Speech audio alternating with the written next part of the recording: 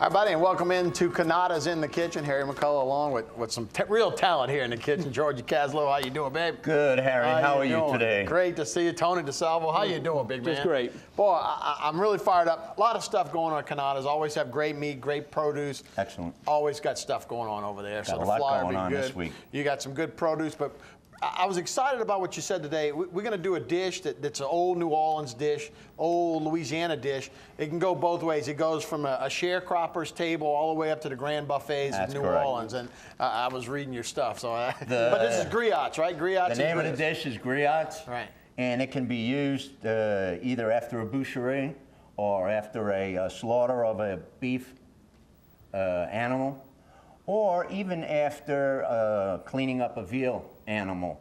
The pieces that are left over are used and they're cooked down a good 4 hours, and they're seared first. They're cooked down to make them tender because they're not the prime cuts. And although it's a terrible thing, slavery was going on, and this is what was used to feed the slaves so that they had a hearty meal for work during the day. Hey, isn't that funny how that works? I mean, but yeah, it was a way to have a good protein base so they can get out there and work. You can get this in some of the finest restaurants right now in the city right now. That's pretty good. And they're paying top dollar for it. You can get it here with us by using this meat, which we have on sale, these steak cubes. And just to let you know, we've also, for illustration purposes, we were talking about, Tony and I, we took a round. And what we did is Tony's going to cut the round, and we're actually going to get it ready for the browning process. While we're doing that, I'll let you know we also have pineapples in the store this week on sale. Some beautiful Del Monte pineapples. And we've got some pink grapefruits, which we've got some shots of and are looking really good. We've got some, they look like 80 count, but they're beautiful, nice, large baking potatoes. They're russets. A baking potato is a russet. And I want you to know that this week, because of tailgating and because of football and because we hope we win this week, we've got some beautiful smoked baby back ribs. Baby back ribs. And you got a shine on them. You've got a little bit of a sheen, and that comes from the barbecue sauce that has been used just after they've been cooked. Now, these happen to be smoked 6 hours. And what we've done is we've smoked them, and then we've put them in the oven to finish them and brown them a little bit. And I also have here, this is finger food, food that can be eaten while you're tailgating. I also have shish kebabs, two kind, chicken and pork. Right. Also easy to eat. And that looks good. And you get a bad call during the game, you can use those shish kebabs to go after the referees, right? You can kill the umpire, you can kill the ref.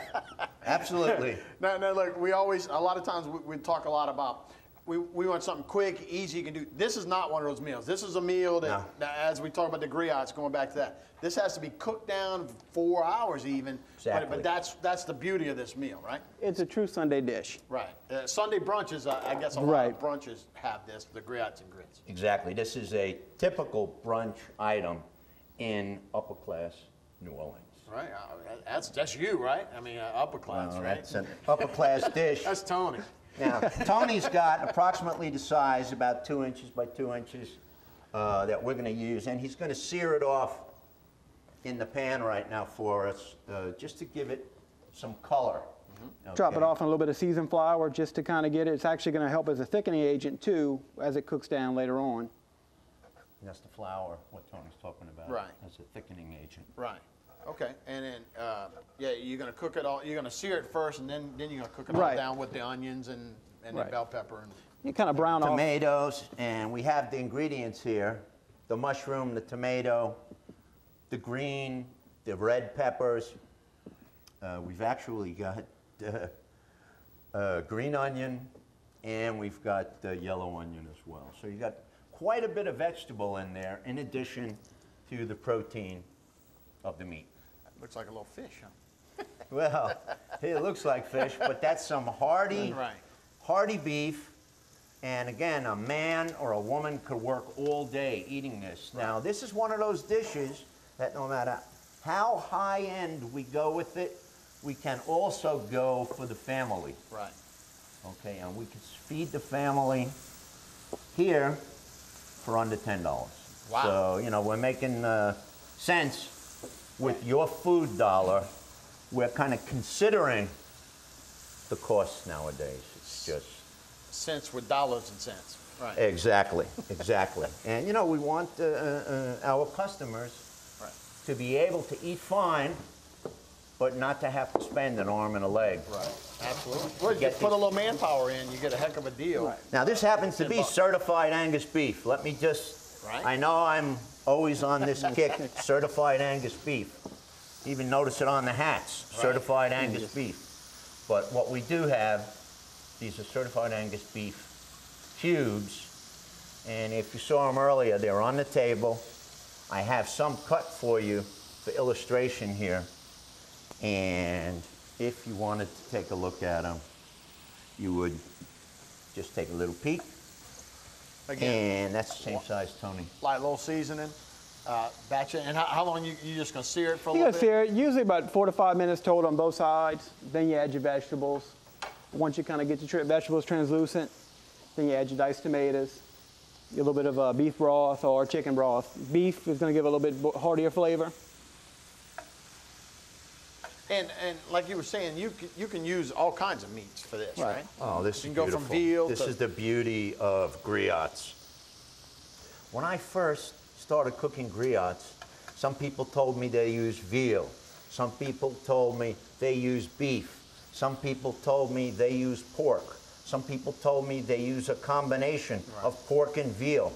Now, being a chef, I like to think that I've got some idea of food. The chemistry. This totally confused me until I realized the high-end customer was looking for the veal.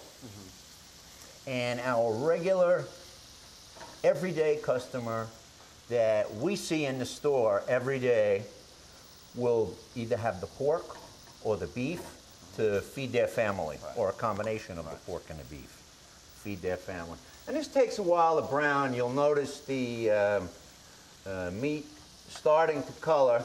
The actual blood is going to come up, and it will begin to color on the other side. You're starting to see it. Coloring it will give it some extra flavor. Okay. All right, we're going to take a break, and when we come back, we'll add the vegetables, right? And then we'll Correct. show, boy, it's a good-looking finished product. We'll do that, all of that when we come back at Cannata's in the kitchen.